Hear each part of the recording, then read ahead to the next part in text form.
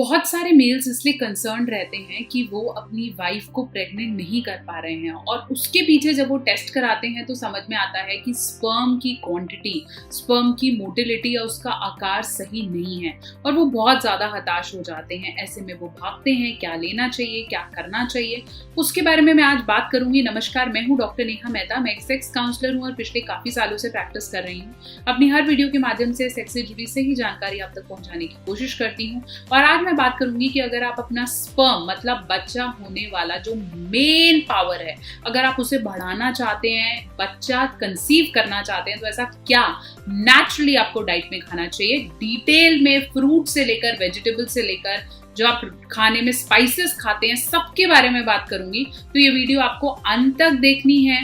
बने रहें, जुड़े रहें और अगर आप इस चैनल पे नए हैं तो इसे सब्सक्राइब करना नहीं भूलें।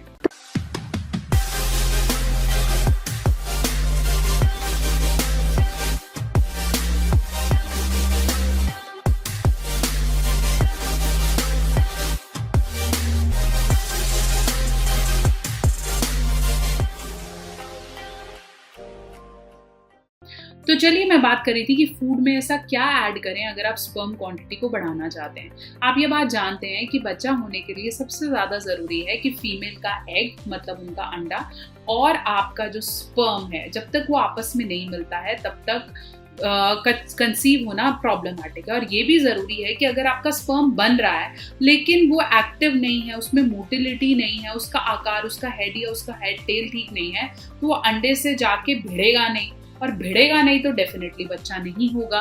तो इसके लिए, इसकी क्वांटिटी बढ़ाने के लिए, क्योंकि बहुत सारे स्पर्म्स आते हैं, उसमें से कोई एक ही इतना एक्टिव होता है कि वो अंडे के अंदर जल्दी घुसता है, तो क्वांटिटी, मोटिलिटी इसको बढ़ाने के लिए क्या करना चाहिए। पॉइंट नंबर 1, जिंक युक्त खाना खाना है। जिंक जितना ज्यादा होगा, मैंने अपनी लास्ट वीडियो में बात की थी कि जितना जिंक ज्यादा होगा उतना आपका वीर्य भी गाढ़ा और उतना आपकी स्पर्म की क्वांटिटी भी बेटर। अब जिंक के लिए आप क्या क्या खा सकते हैं। जिंक बढ़ाने के लिए आपको जरूरी है meat, fish, shellfish, eggs, beans, chickpeas मतलब जो मटर के दाने हम कहते हैं, साथ साथ कैश्यू, आलमंड्स मतलब आपका बादाम, आपके काजू, ये सब बहुत ज्यादा जरूरी हैं। दूसरी बड़ी चीज की अगर मैं बात करूं वो है एंटीऑक्सीडेंट्स। ऐसी चीजें जो एंटीऑक्सीडेंट्स में रिच हैं वो आपका बहुत बहुत भला करने वाली हैं। स्पेशली अगर उसमें विटामिन ई ज्यादा है तो और अच्छी बात है, क्योंकि हमारे जो वजाइना का डिस्चार्ज होता है फीमेल्स का, वो यूजली एसिडिक होता है। ऐसे में अगर हमें स्पर्म को अंदर ले जाना है तो जितना एंटीऑक्सीडेंट होगा उतना बेटर है। क्या क्या चीजें एंटीऑक्सीडेंट में अच्छी हैं और आपके किचन में मिलती हैं। स्वीट पोटैटो मतलब शकरकंदी, अखरोट, वॉलनट्स, पंपकिन, एवोकाडो, बीटरूट मतलब आपका जो चुकंदर है, रैडिश मतलब आपकी मूली, कैबेज, ये सब बहुत ज्यादा जरूरी है और एंटीऑक्सीडेंट्स में रिच हैं। तीसरी बड़ी चीज की बात करूं तो फेन्यूग्रीक। फेन्यूग्रीक का मतलब होता है मेथी। मेथी के जो बीज हैं वो आपके लिए बहुत बहुत बहुत इंपॉर्टेंट रोल प्ले करते हैं। साथ साथ मेथी आपके टेस्टोस्टेरोन को भी बूस्ट करती है। तो फेन्यूग्रीक सीड्स आप चाहें तो सुबह उठ के खाने में ले सकते हैं या वैसे भी फेन्यूग्रीक सीड्स आप वैसे भी कंज्यूम कर सकते हैं, वो आपको हेल्प करेगा। फिर बात करूंगी उस खाने की जो सी और डी में बहुत अच्छे होते हैं। सी और D, vitamin C and D. D vitamin तो वैसे भी हर तरह की सेक्स प्रॉब्लम के लिए बहुत अच्छा है। धूप से आप विटामिन डी को ले सकते हैं। साथ साथ अगर आप चाहें तो एग, थोड़ा सा आपका पनीर, थोड़ा सा आपका मिल्क, ये विटामिन डी बहुत अच्छा प्रोवाइड करता है। और विटामिन सी जिसमें थोड़ी सी खटास होती है, जो हमने कोविड के टाइम्स पे लर्न किया, विटामिन सी में बहुत ज़्यादा इंपॉर्टेंट है कि आप जितनी भी खट्टी चीज़ें, आंवला, अंगूर, आपका जो माल्टा रहता है या फिर आपका संतरा रहता है, किन्नू रहता है, इन सबको आप अपनी डाइट में डेफिनेटली इंक्लूड कर सकते हैं। इसके अलावा पेपर, पोटैटो, गुआवा, अंगूर, ये सब इसमें बहुत अच्छा है।